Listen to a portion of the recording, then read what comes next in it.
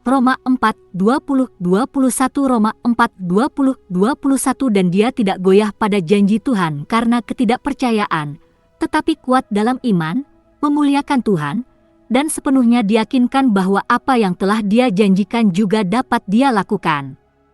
Roma 4:20-21 Jadi iman seperti apa yang membuat seseorang memenuhi syarat untuk keselamatan? Iman yang menyelamatkan dicirikan sebagai keyakinan.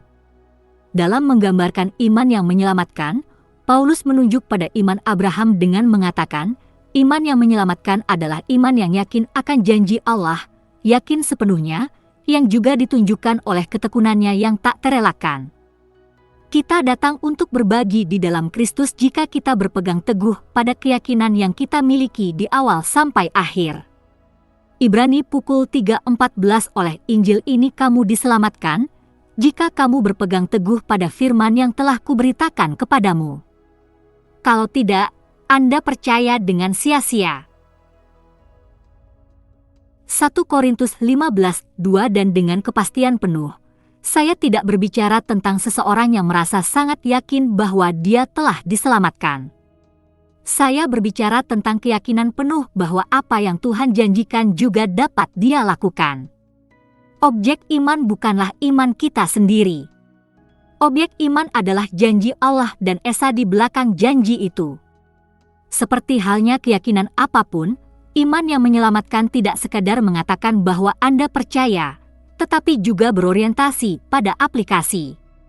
Bukan setiap orang yang berkata kepadaku, Tuhan, Tuhan yang akan masuk kerajaan surga, melainkan hanya dia yang melakukan kehendak Bapa-Ku yang di surga.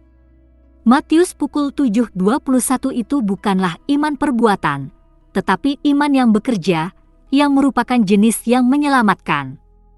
Tetapi bagaimana iman yang menyelamatkan berkembang? Iman yang menyelamatkan dikembangkan dalam kerjasama dengan Allah sewaktu mengikuti Yesus Kristus.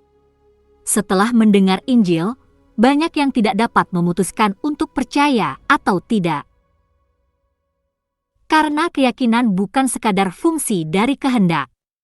Orang tidak boleh dipaksa untuk membuat pernyataan iman yang sebenarnya tidak mereka percayai. Mereka juga tidak boleh menganggap bahwa mereka telah diselamatkan jika jelas bahwa iman mereka belum memiliki nilai penyelamatan.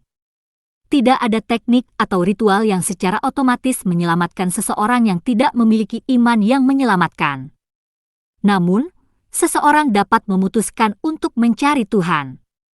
Mintalah dan itu akan diberikan kepadamu, cari dan Anda akan menemukan, ketuk dan pintu akan terbuka untukmu.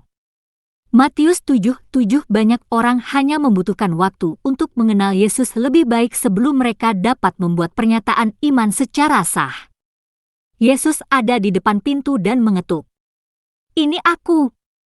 Aku berdiri di pintu dan mengetuk. Jika ada yang mendengar suaraku dan membuka pintu, aku akan masuk dan makan bersamanya, dan dia bersamaku. Wahyu pukul 3:20 Ya, Anda dapat melakukan jenis doa percobaan untuk membuka pintu. Dan Anda dapat memutuskan untuk mengikuti Yesus. Ini menempatkan orang tersebut di jalan menuju keselamatan. Mereka meninggalkan Mesir dan memasuki gurun dalam perjalanan mereka ke tanah perjanjian. Ini adalah fase pencarian dari proses keselamatan. Pengakuan iman Tuhan Yesus Kristus Saya mengakui dosa-dosa saya, dan saya bertobat dari dosa-dosa saya, dan saya mengakui Tuhan Yesus Kristus sebagai satu-satunya dan cukup juru selamat hidup saya, menulis nama saya dalam buku kehidupan. Roma 10:9 Jika kamu mengaku dengan mulutmu bahwa Yesus adalah Tuhan dan percaya dalam hatimu bahwa Allah telah membangkitkan Dia dari antara orang mati, kamu akan diselamatkan. Roma 10:9 Wahyu 21:8 Tapi pengecut, kafir, bejat, pembunuh, cabul, sihir, penyembah berhala dan semua pendusta tempat mereka akan berada di lautan api yang terbakar dengan belerang. Ini adalah kematian kedua. Wahyu 21:8